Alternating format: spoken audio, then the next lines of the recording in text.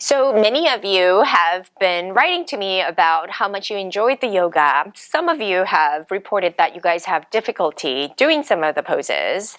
And those others of you have also told me that sometimes it creates a little bit more achiness. So today I want to really talk to you about function. Remember, you're doing all these exercises, or not exercises, yoga practice, in order to gain more mobility for functional ability, because it's something that we want to preserve for as long as we can. So I teach this to my yoga students you guys know that we have teacher training. So when I talk about flexibility, especially in the hamstring, right? I happen to be very, very loose, but I want you guys to kind of sit up nice and tall. And if you can't sit here with the spine perpendicular to the mat, I want you to feel okay, bending your knees and then hinging forward to get the flexibility where you want. And make sure you're looking at your feet and notice that they're making an 11, that they're not flaring out, the knees don't go out to one, I call it hip external rotation. So keep the knees facing straight up so that everything is aligned. And this is why I got concerned when some of you guys wrote to me and said you guys were hurting, because if you don't respect the structure, then you can hurt yourself in yoga because you tend to overstretch and overstrain. That's not the purpose of why we're doing what we're doing. So sitting up nice and tall, notice how I'm hinging forward from my hip. Belly to thigh contact, keeping the shoulders back, toes up, straight up toward the ceiling. And just learning to be here and breathing into that space and getting flexibility in the lumbar curvature is key. So just sitting here, taking a deep breath in.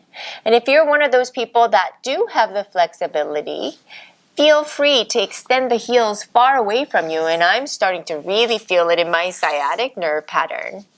And just stay here and ease here. Never hold your breath when you're practicing yoga. That's one thing that I did want to go over with you. The other thing is, if you have difficulty sitting like that, as I said last week, you can elevate your hip bones to kind of change the angle between your hips and your hamstrings. So this way, this is so much easier without getting the hamstring in the way and making it difficult for the hamstrings to stretch, right? So there's a lot more room to get the movement exactly where you need to get it from. Make sense? So I hope you guys try that out, and that's a simple stretch that you can work on. The other thing that I want to work on is, a lot of the times, going from standing to a seated position, that's like a big transition for many of you. Right? So many people can't do that. You have to have your hands on the floor and then go up, or if I ask you to come to a seated position, you have to sort of kind of go from here, right? Using your hands to stand up. So I want you guys to work on getting a little bit more mobile with the blocks. So, because if you really think about it, it's the mobility in the hips, and it's the mobility in the low back. It's the mobility in the ankles that allow for you to squat down. Because I need to clear this angle, and I need to get the mobility in my knees. And you see the angle in my ankles? That's a lot of mobility that's required for you to be able to go stand. It's a lot of hip activation and a lot of the muscles that we have to kind of engage to go safely down and come to a seated position and then stand up. That's something you don't want to let go of. So place the blocks right under your shoulders, feet shoulder width apart, or just about, hip width apart, shoulder width apart. You decide. Bend your knees and really work on strengthening your knees and see how far you can go down. You might feel the pressure in the knees. You might feel the restriction in the ankles. You might feel the restriction in the hips or the pain. Go to your threshold and pulsate there for 5, 4, 3, 2, and 1, and come all the way up, and that should burn quite a bit, and stretch that out. And if you can't do what I'm doing, feel free to keep your knees bent, that's fine. And then again, use your hands if you need to, and then squat down a little bit more. And I want you to kind of go a little bit further each time. So I'm going to pulsate down, 1, 2, 3, 4, and 5, and come all the way up, right?